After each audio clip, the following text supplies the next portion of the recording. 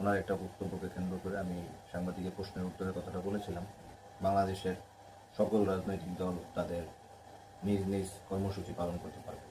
তার সেই বক্তব্যের প্রেক্ষিতে আমি একটা বক্তব্য দিয়েছিলাম। বাংলাদেশের সমস্ত রাজনৈতিক দল বলতে কোন কোন দলকে বলছেন, সেখানে আওয়ামী লীগ আছে কিনা। এখন আমি আসলে ওই প্রসঙ্গে যাচ্ছি না, আমি ওনার ওই বক্তব্যটার উপরেই আসলে এখন পুনরায় আবার কথা বলতে চাচ্ছি। সেই বিষয়টা হচ্ছে, তিনি বলেছিলেন যে বাংলাদেশে সকল রাজনৈতিক দল তাদের নিজ নিজ কর্মসূচি কার্যক্রম পালন করতে পারবে, তাতে বিএনপি সরকার কোনো বাধা দেবে না।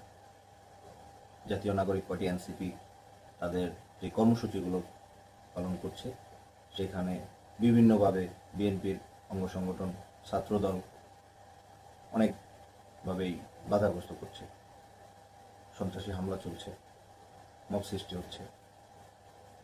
আপনারা একটা ঘটনা দেখবেন, খুবই মর্মান্তিক একটা ঘটনা, খুবই বেদনাদায়ক একটা ঘটনা।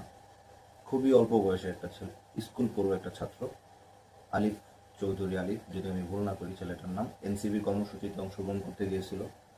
সেখানে ছাত্র দলের একটা অতর্কিত হামলায় ছেলেটার বাম চোখে আঘাতপ্রাপ্ত হয়।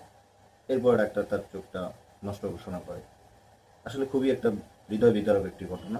খুবই অল্প বয়সের ছেলেটি তার চোখ হারালো। এটা আসলে বাংলাদেশের জনগণ বিএনপির কাছ থেকে আশা করে না। এটা জানি না তখন সেখানে কি হয়েছিল, আমরা তার উপস্থিত ছিলাম না, মিডিয়ার মাধ্যমে যতটুকু দেখতে পাচ্ছি।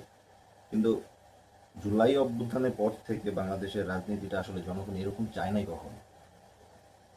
বাংলাদেশের জনগণ একটা নতুন ধারা রাজনীতি, নতুন ধারা একটা বাংলাদেশ, সংস্কারের একটা বাংলাদেশ চাইছিল।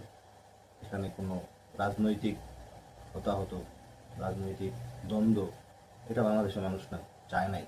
হ্যাঁ, নাসিরুদ্দিন পাটোয়ারি যদি কাউকে গালি দিয়ে থাকে, সে অন্যায় করছে, তার বিরুদ্ধে আপনারা অ্যাকশন নিতে পারতেন, আইনি পদক্ষেপ নিতে পারতেন, মানহানির মামলা নিতে পারতেন।